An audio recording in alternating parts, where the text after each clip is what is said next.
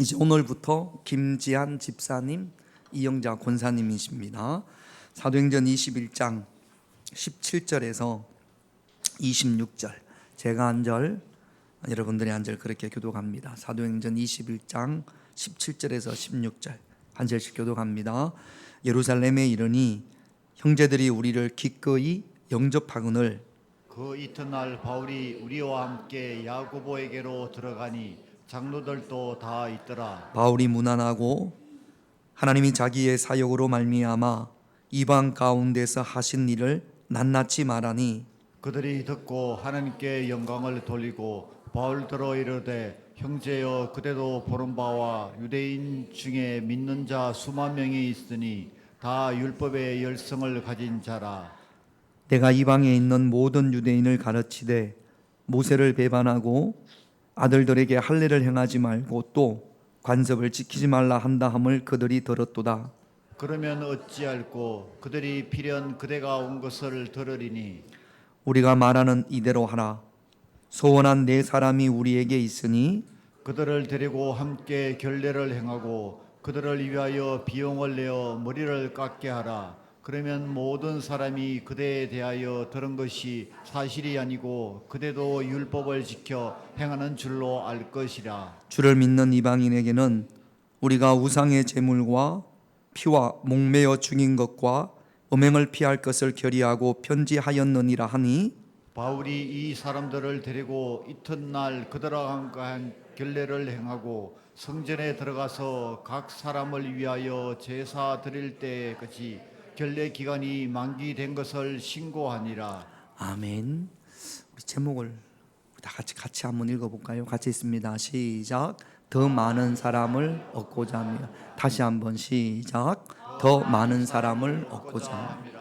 더 많은 사람을 얻고자 하리라. 이 제목을 여러분들이 기억하면서 말씀을 오늘 묵상했으면 좋겠습니다. 바울이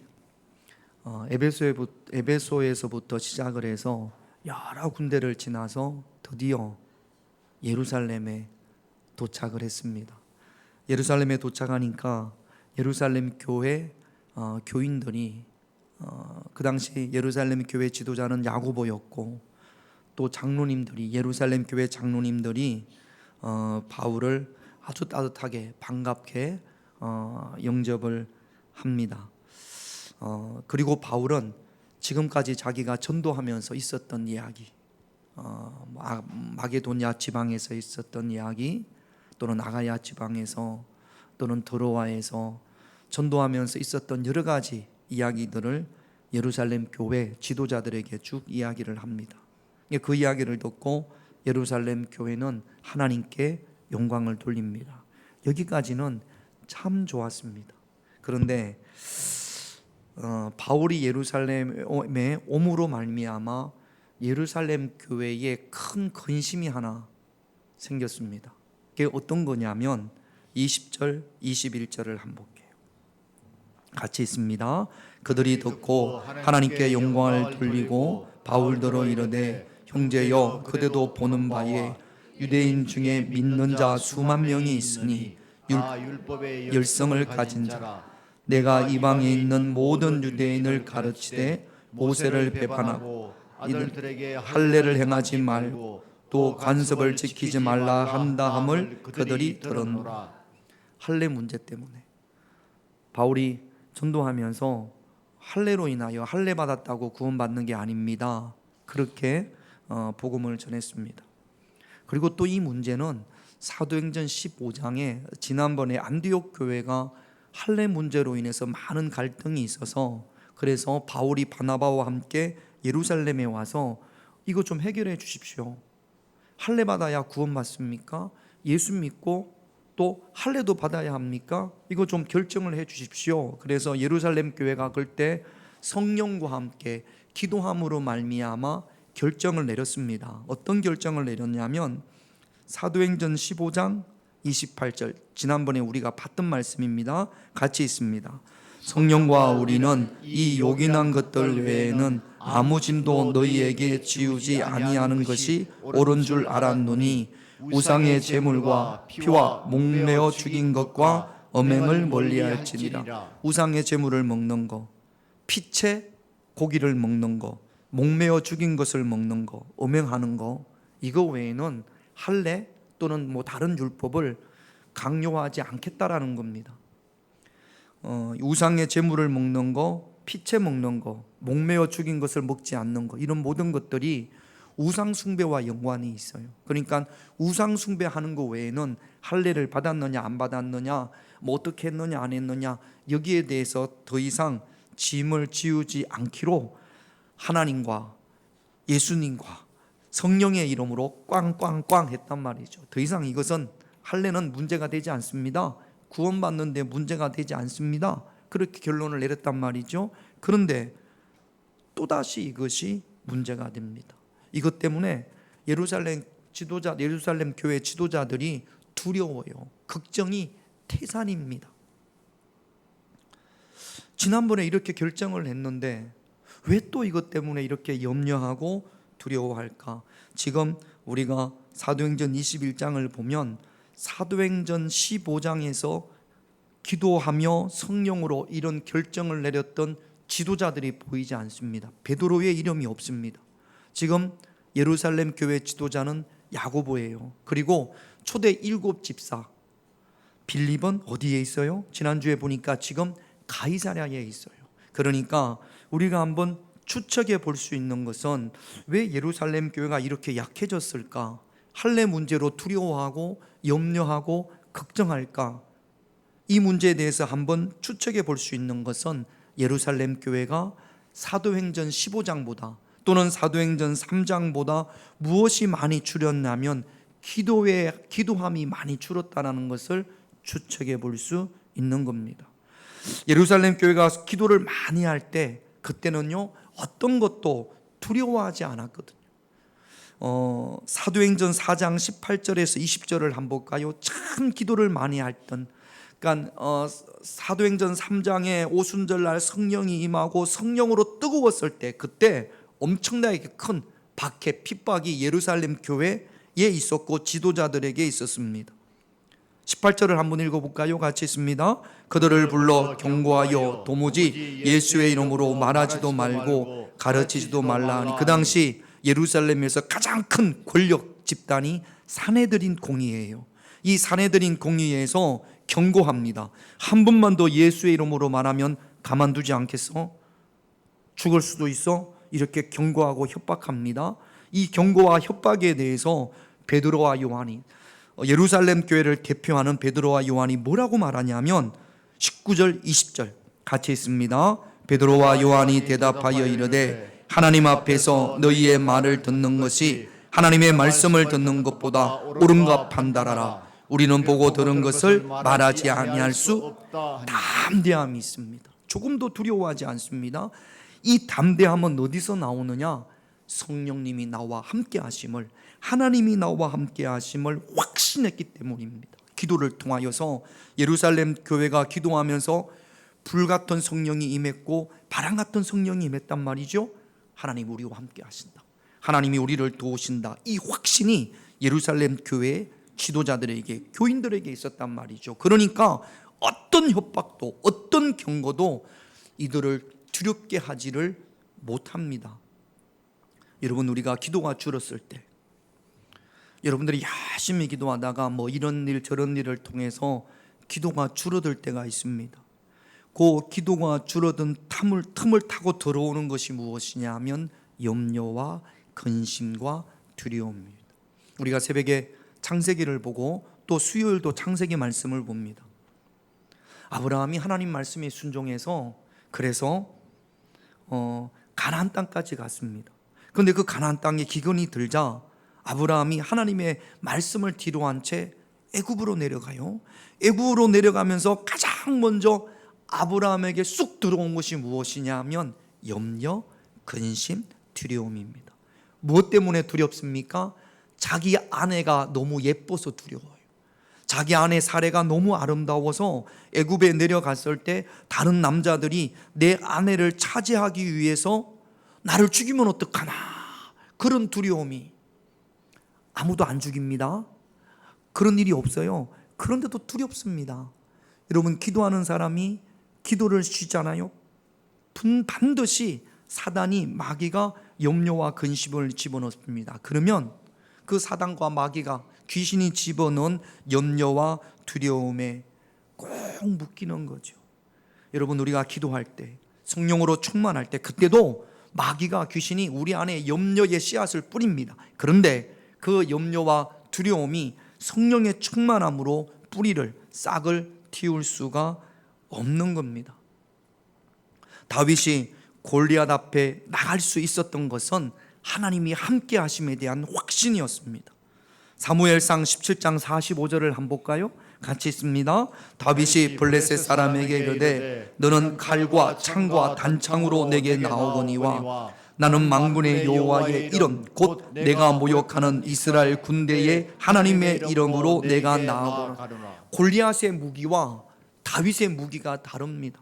골리앗은 칼과 창과 단창을 무기로 삼았습니다. 그거 자랑합니다. 나는 큰 칼이 있고 큰 창이 있고 아주 단단한 단창이 있어요. 그리고 골리앗은 키도 큽니다. 이게 골리앗의 무기입니다. 다윗은요, 오늘 사무엘상 17장 45절에 보면 다윗의 무기는 뭐예요? 하나님의 이름이에요. 하나님이 함께 하심이에요. 여러분, 저와 여러분들에게 칼과 창과 단창은 없을지라도 하나님의 이름, 하나님의 함께 하심의 확신, 그 믿음이 저와 여러분들에게 있어야 될 줄로 믿습니다. 하나님의 이름이 없으면 우리는 칼과 창과 단창 앞에 무너질 수밖에 없어요.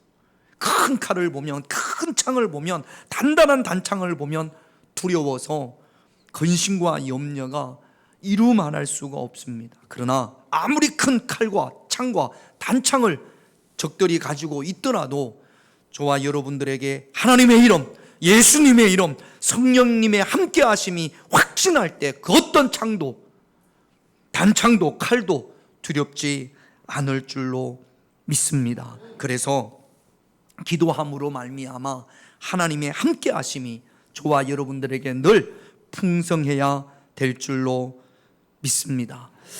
하나님의 함께 하심, 유대인들은 그것을 할례로 알았단 말이죠. 자기 몸에 있는 할례를 통하여서 하나님이 나와 함께 하신다, 그걸 깨달았단 말이죠. 그런데 언제부터인가 그 할례를 통하여서 하나님이 함께 하시기 때문에 말씀을 읽고 말씀을 듣고 말씀에 순종하는 삶을 살았단 말이죠. 그런데 언제부터인가 할례가 형식이 되어버렸습니다. 그리고 말씀도 듣지 않고 말씀에 순종하지도 않습니다. 더 이상 할례가 하나님의 백성으로서 기능을 하지를 못하는 거예요. 그래서 바울이 몸의 할례를 받는 것이 아니라 마음의 할례를 받으라, 그렇게 주장을 한 겁니다. 로마서 2장 29절을 볼게요. 같이 있습니다. 오직 이면적 유대인이 유대인이며 할례는 마음에 할지니 영에 있고 율법 조문에 있지 아니한 것이라. 그 칭찬이 사람에게서가 아니요 다만 하나님에게서니라. 여러분, 이렇게 보면 이게 무슨 뜻인지를 잘 모르겠습니다. 그래서 요 로마서 2장 29절을 현대인의 성경으로 한번 찾아봤습니다. 현대인의 성경을 한번 볼까요? 같이 한번 읽어보겠습니다. 로마서 2장 29절 같이 있습니다. 시작. 참 유대인이란 그 마음이 하나님과 올바른 관계에 놓여 있는 사람입니다. 하나님께서는 표면적으로 할례를 받아 몸의 일부를 잘라낸 사람을 찾으시는 것이 아니라 마음과 생각이 완전히 변화된 사람을 찾으십니다. 그의 생활이 변화된 사람이야말로 비록 사람들에게는 칭찬받지 못한다고 하나님의 칭찬을 받게 됩니다. 할례는 육신의 할례를 받고 하나님과 전혀 관계없는 삶을 살아가는 것, 이거는 효과가 없다라는 거예요.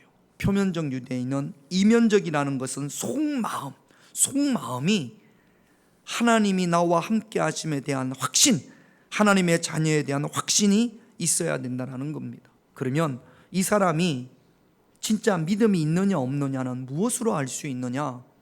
하나님만 아시겠죠. 이 사람이 구원받은 사람인지 아닌지는 하나님만 아시겠죠. 그러나 오늘 로마서 2장 29절에 보면 우리가 좀 짐작하고 추측할 수 있는 것이, 이 사람이 정말로 하나님의 자녀인지 구원받은 하나님의 자녀인지 무엇을 통해서 짐작할 수 있냐면, 바울은 뭐라고 이야기하냐면 생활이 변화된 사람, 예수님을 믿고 변화된 삶을 사는 사람. 여러분, 요거를 에베소에서는 성령의 인치심이라 그렇게 표현을 합니다. 에베소서 1장 13절을 한번 볼까요? 그 위에 에베소서 1장 13절 같이 있습니다. 시작. 그 안에 너희도 진리의 말씀 곧 너희의 구원의 복음을 듣고 그 안에서 또한 믿어 약속의 성령으로 인치심을 받았으니. 자, 옆에 분들한테 한번 볼까요? 이분 어떻게 성령의 인치심이 있습니까? 없습니까?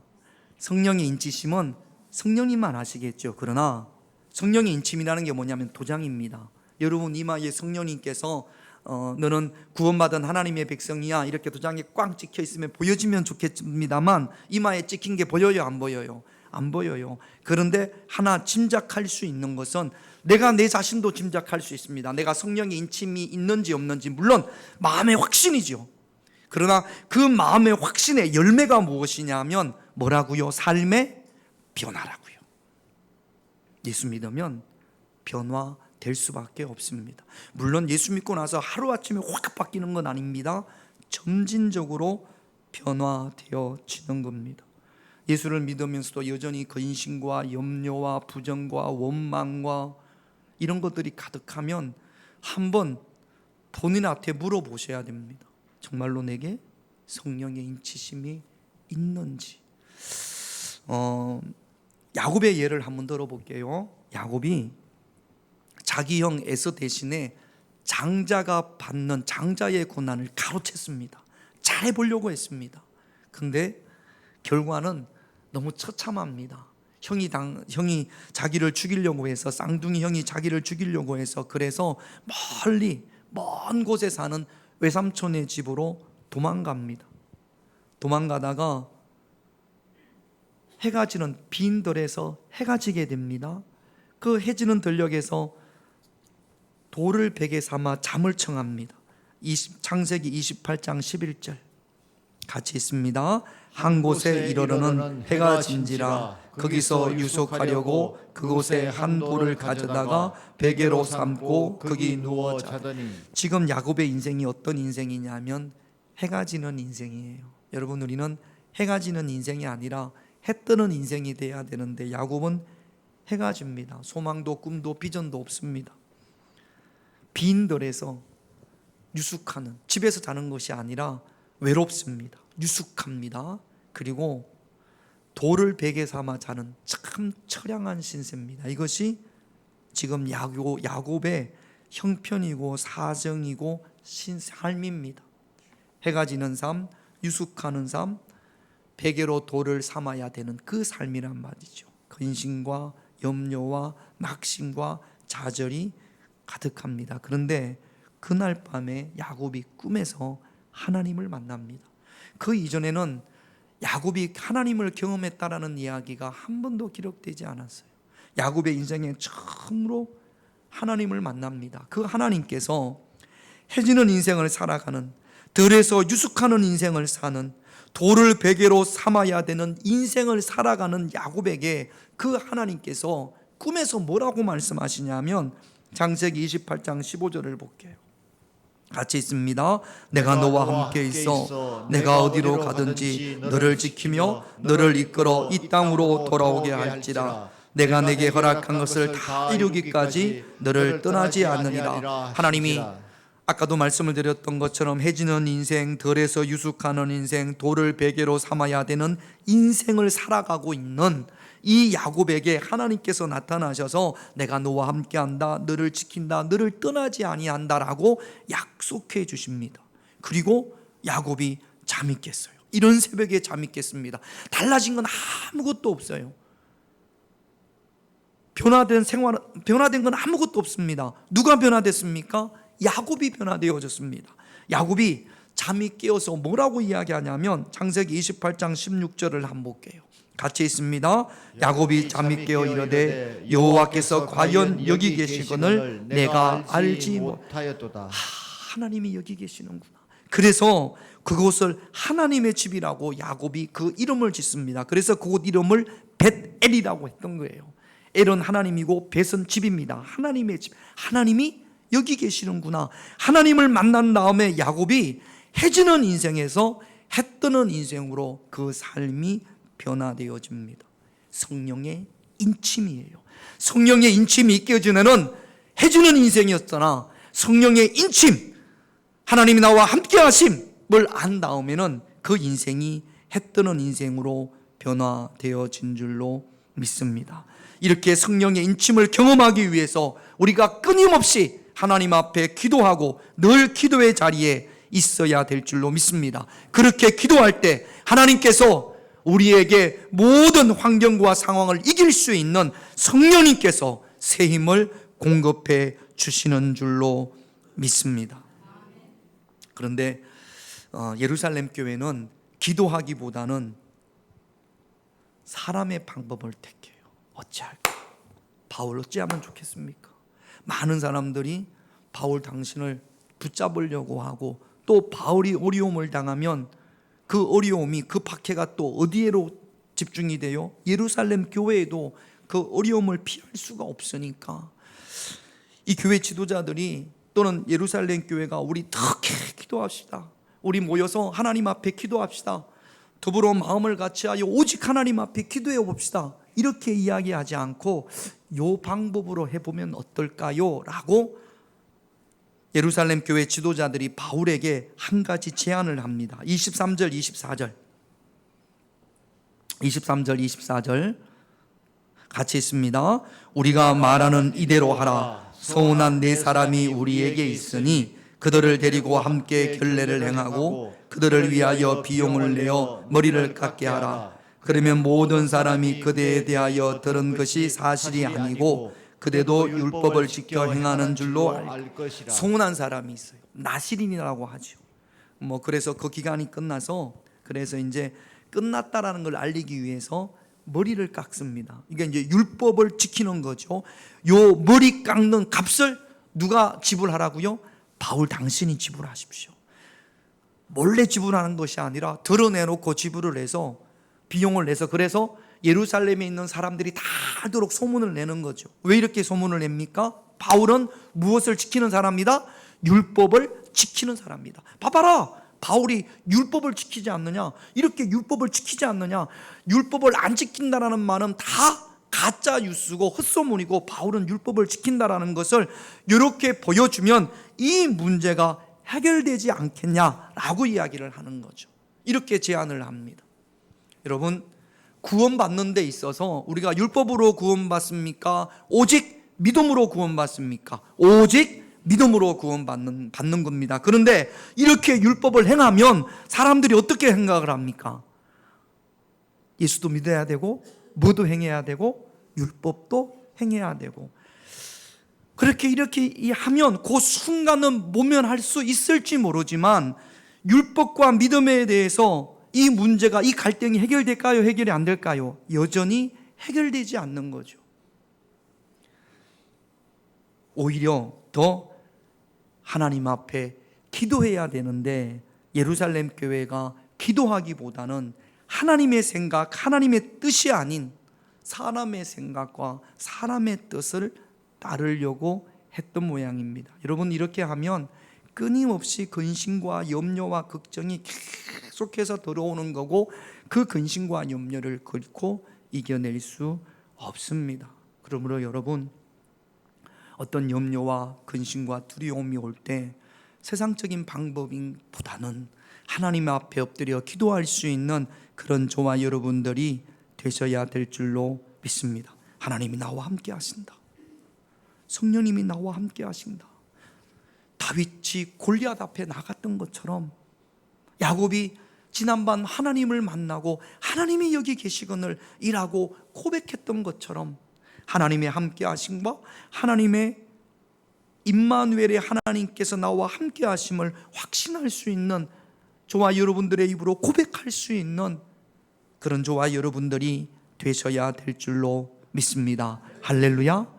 자, 이렇게 교회가 제안을 했어요, 바울에게. 그러면 바울은 율법도 행하고 예수도 믿어야 되고, 그게 맞습니까? 바울이 지금까지 주장한 건 뭐예요? 오직 믿음으로, 오직 믿음으로란 말이죠. 율법을 가지고 구원받는 게 아니에요. 오직 믿음으로. 자, 그렇다면 예루살렘 교회가 바울에게 이렇게 제안을 했을 때, 율법을 행하는 것처럼 좀 보입시다. 당신이 이렇게 하면 사람들이 당신을 볼 때 율법을 행하는 것처럼 보이니까 이 문제가 해결되는 거 아니겠습니까? 그러니까 이렇게 행합시다 라고 했을 때 바울이 이 제안을 받았을까요? 안 받았을까요?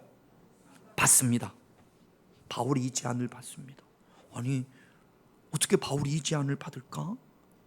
여러분 26절을 한번 볼게요. 같이 있습니다. 바울이 이 사람들을 데리고 이튿날 그들과 함께 결례를 행하고 성전에 들어가서 각 사람을 위하여 제사 드릴 때까지 결례 기간이 만기된 것을 결례를 행합니다. 머리를 깎고 그 비용을 냅니다. 예루살렘 교회가 제안한 것을 바울이 다 수용합니다. 예루살렘 교회 지도자들처럼 바울도 두렵고 염려와 근심이 돼서 내가 이렇게 했다가 여기서 잡혀가지고 붙잡히고 결박되고 그러면 어떡할까? 그 두려움 때문에 이 제안을 수용했을까요? 아닙니다. 지금까지 오면서 저기 에베소에서 출발을 해서 지나오면서 얼마나 바울에게 당신은 가면 결박당합니다. 당신은 가면 생명이 유명합니다. 예루살렘에 가서는 절대로 안 됩니다. 이런 사람들이 얼마나 많았는지 몰라요. 그럴 때마다 바울은 뭐라고 고백을 했냐면 사도행전 20장 24절을 보세요. 같이 있습니다. 내가 달려갈 길과 주 예수께 받은 사명 곧 하나님의 은혜의 복음을 증언하는 일을 마치려 하면은 나의 생명조차 조금도 귀한 것으로 여기지 아니하노라. 할렐루야. 두렵지 않습니다. 나는 죽어도 됩니다. 생명이 두렵지 않습니다.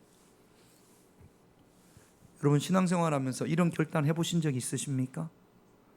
나는 죽어도 괜찮아.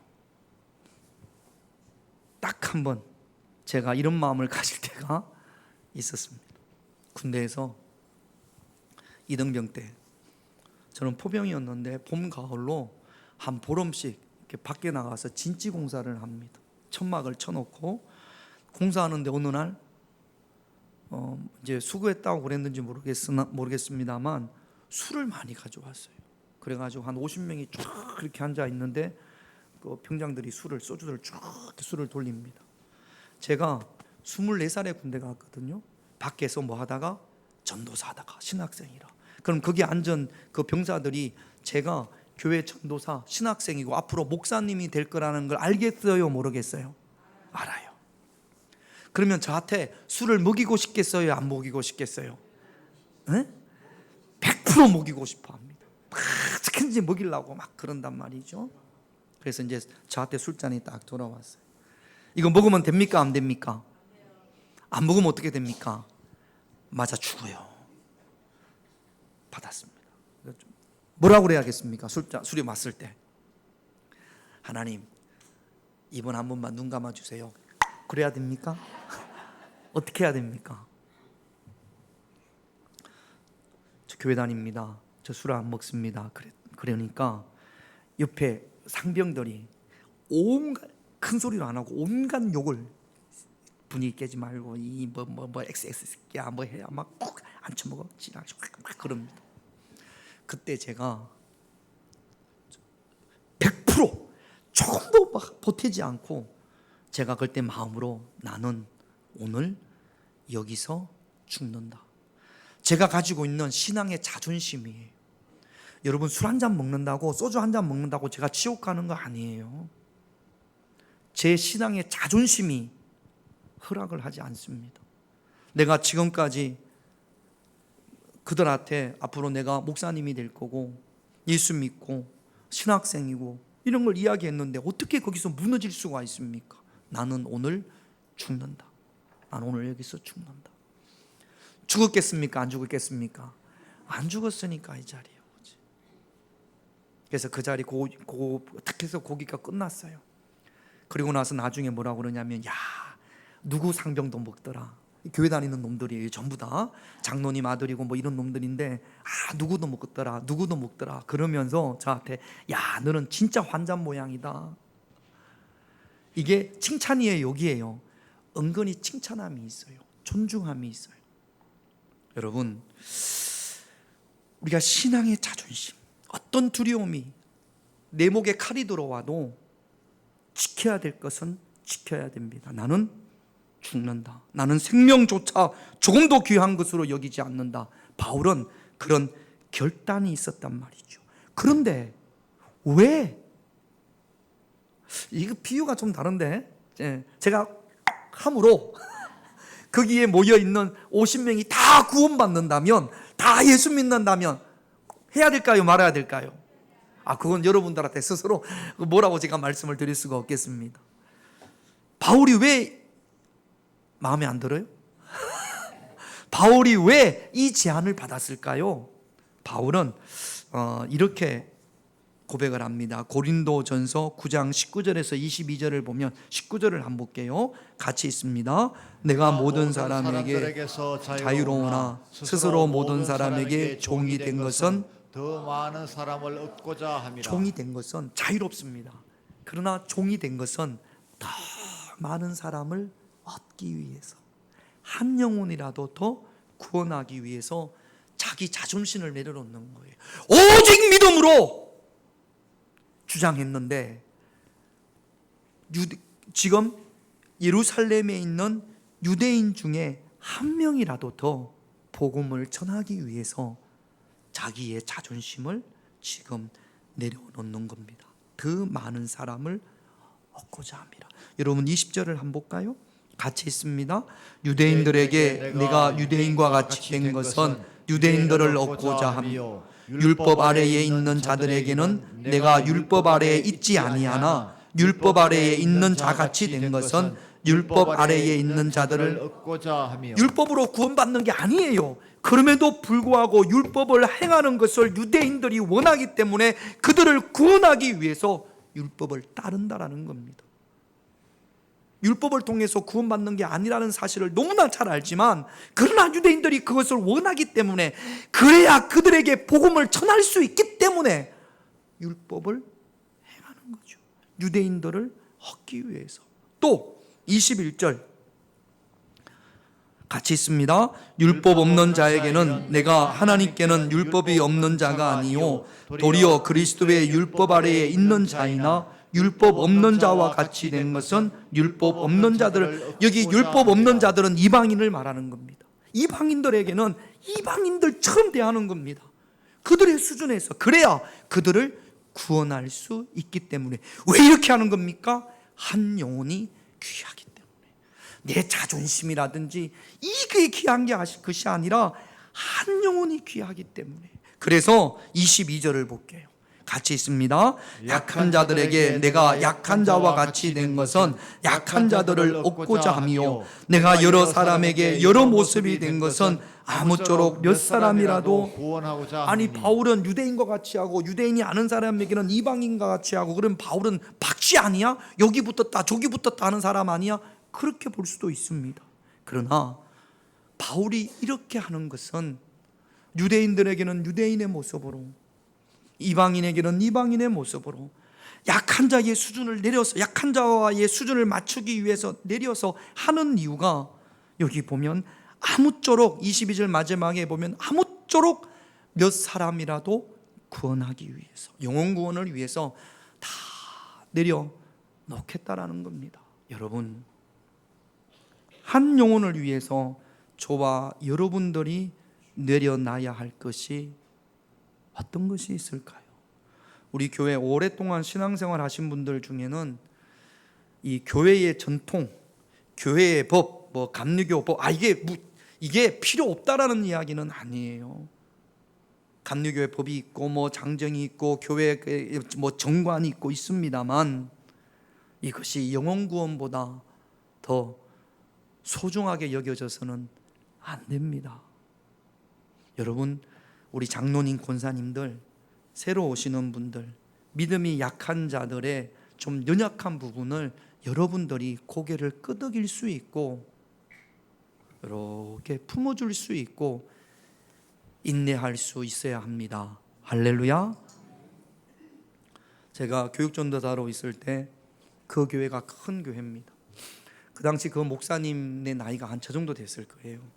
담임 목사님 나이가, 연세가. 그리고 그 교회는 그 목사님의 아버님 80대 중반이 되신 아버님 장로님, 원로 장로님이 그 교회에 출석을 하셨어요. 저기 강경인간 논산분이고 오래 이제 동안 신앙생활을 했으니까 그런 장로님들이 보면 아주 올곧습니다.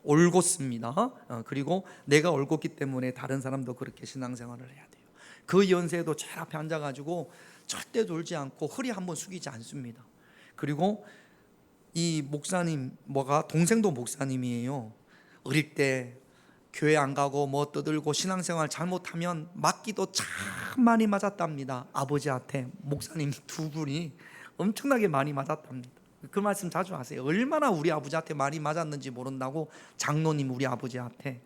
그랬는데 이제 연세가 드셔서 대전에 사시면서 아들이 목회하는 그 교회를 출석을 하는데, 예배 시간에 우리 유연히 어느 줄은 있는지 없는지도 모르잖아요. 한 아이가 이제 막 교회 온 지 얼마 안 되는 애기 엄마가 애기를 데리고 왔는데 이 애기가 조금 돌아다녔던 모양이에요. 이리 갔다가 저리 갔다가. 그러니까 이 장로님이 예배 시간에 애기가 떠들고 돌아다니면 됩니까 안 됩니까? 이 장로님이 볼 때 이게 수용이 될까요 안 될까요? 여러분 어떻게 하시겠어요? 이게 다 보였던 모양이, 목사님이 강단에서 보면서 보였던 모양입니다. 막 혼내는 걸. 그러니까 애기 엄마 얼굴이 어떻게 했어요? 미안하기도 하고 막 어떻게 해야 될지 모르잖아요. 그걸 목사님이 예배 시간에 다 봤던 모양이에요. 예배가 끝나고 목사님이 자기를 그렇게 옛날에 때렸던 아버지 장로님을 아버지 이렇게 하고 이게 목양실로 들어가시더라고요.